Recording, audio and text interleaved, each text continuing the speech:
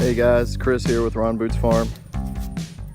Going to do a little assessment here of the back pasture, kind of talk about some of what we're thinking of doing back here. Don't know if it'll pan out, but wanted to go ahead and take a video now so we can see what it looks like back here, and then that way a year from now or so we can come back and see if the ideas we came up with worked, or if we implemented them, or where we went with them. So back here the pastures, not much, random grass, bunch of weeds.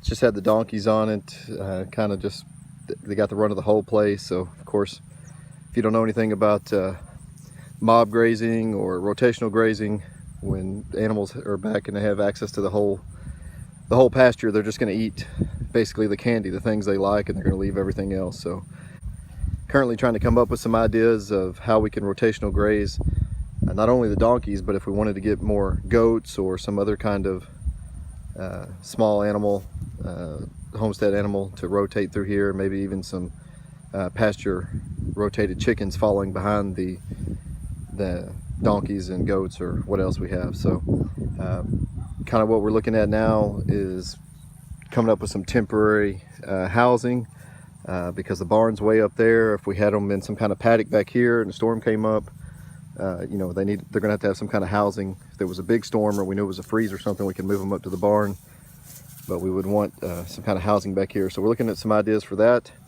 and then using electric rope and fencing and poultry netting to make paddocks. I think there's enough room to maybe have 10 paddocks back here, rotate them down this side, then down the other side.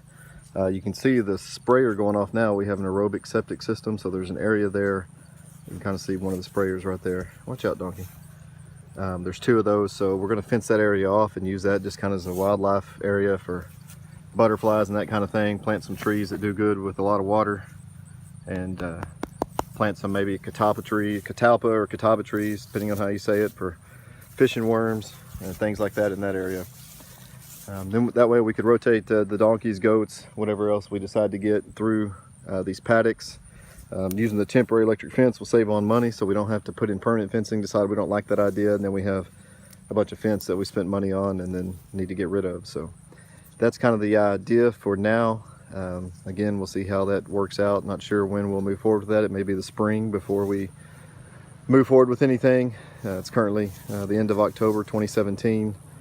I'm going to be moving into winter pretty fast, and not sure that we want to buy any more animals that we're not familiar with, and then try to be moving paddocks and all that through the winter. Be better to start in the springtime. So they give us some time over the winter to think about it, come up with ideas for the temporary housing. Currently been researching temporary hoop housing with cattle panels and tarps, but also looking at maybe some kind of A-frame type structures, but they're gonna have to be big enough that to house the animals that we want to put back here, but light enough that we can move them, because we'd have to move them down through the paddocks as we move the animals down. So that's kind of what we're looking at now. Been out here stepping off the pasture just to get a rough idea.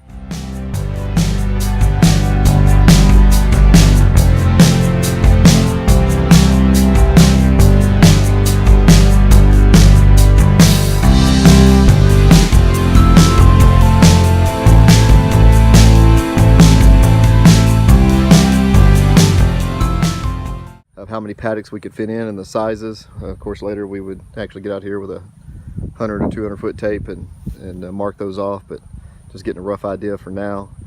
And yeah, that's where we're going. So thanks for watching. Leave me alone, donkeys.